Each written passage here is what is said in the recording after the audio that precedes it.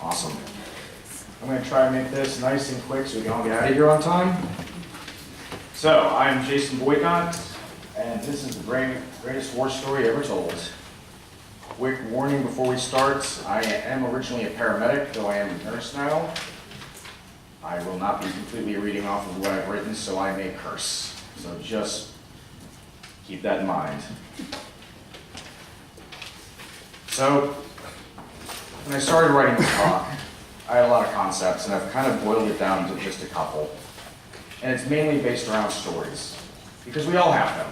And we've all run in our career. We all tell them.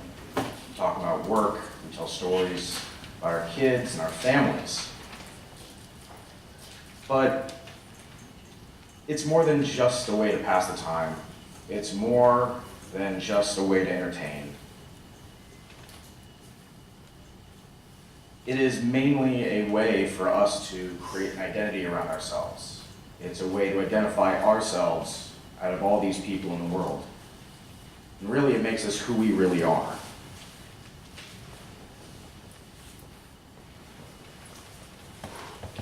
The stories we tell others and ourselves. Sorry, let me put my phone silent.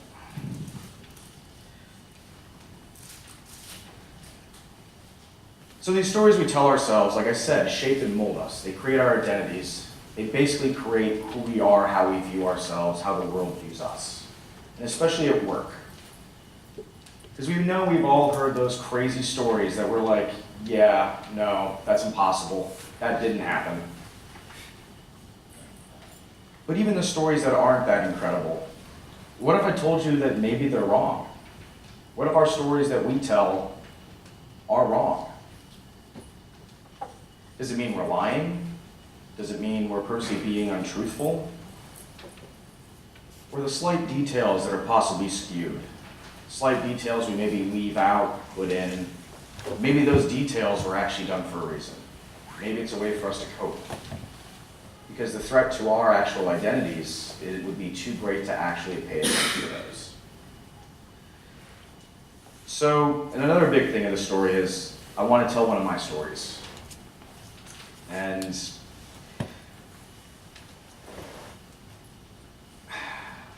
I've had to change parts of it, unfortunately, because of time, because of HIPAA.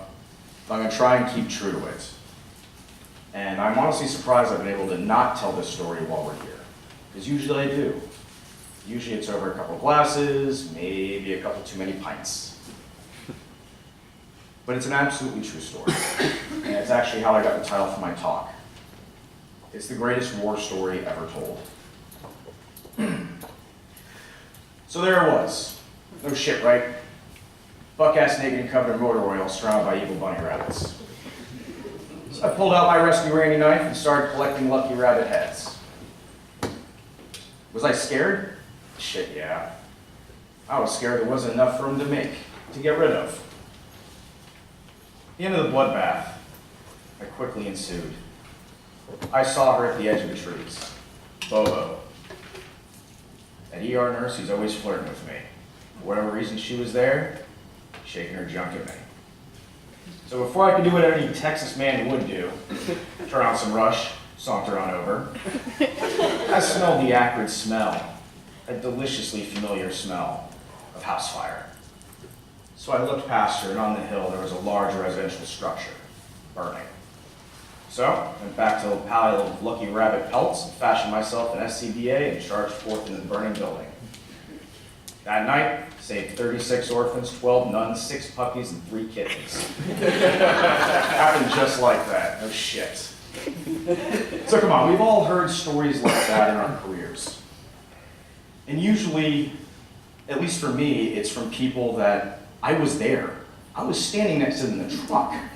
I know none of that happened. I'm doing that today. And you want to roll your eyes. But going back to what I said earlier, where we tell stories as a means to identify ourselves, to shape who we are. What if they're changing those stories slightly for a reason? Yeah, they may have frozen in the back of the truck. They may have gone down the absolute wrong pathway. and completely screwed up. Why are they looking like the badass hero here?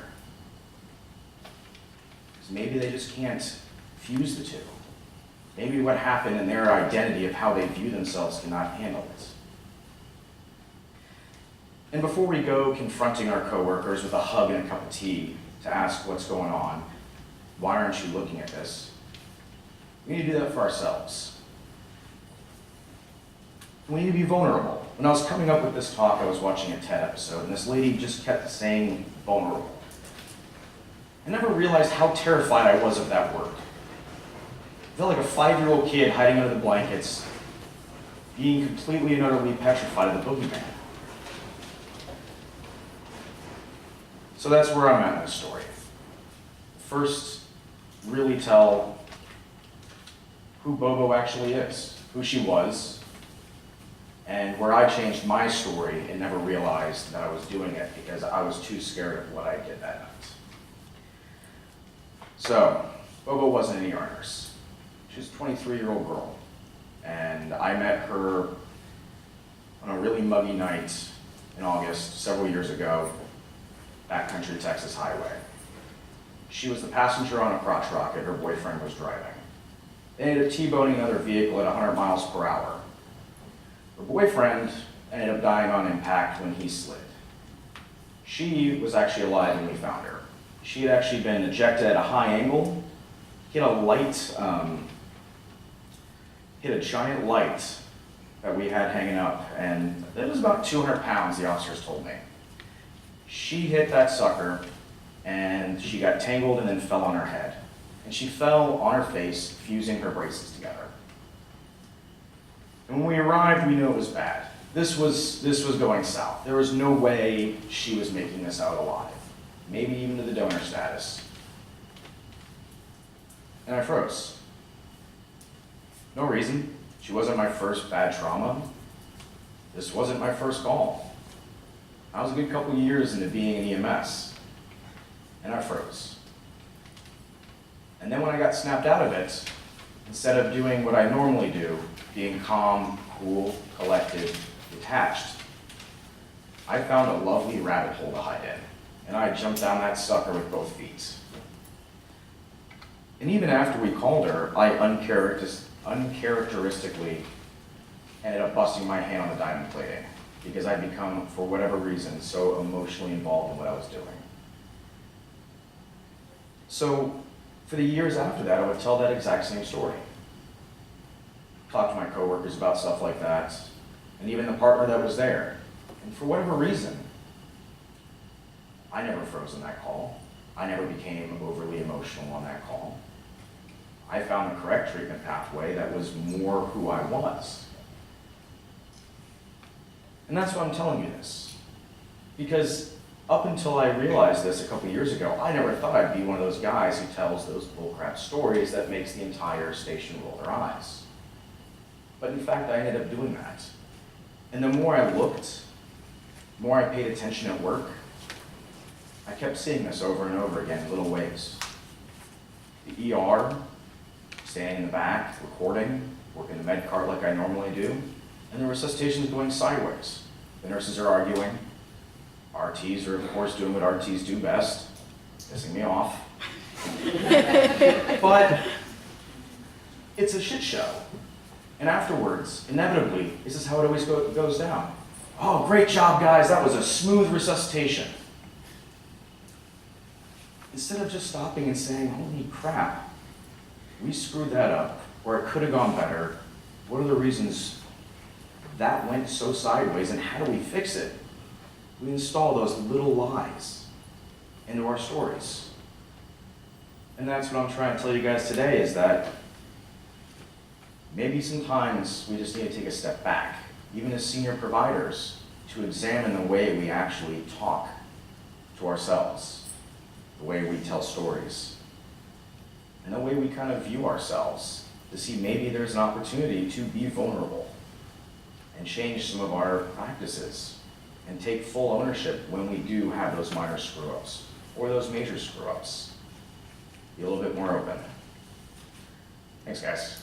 Any questions? No?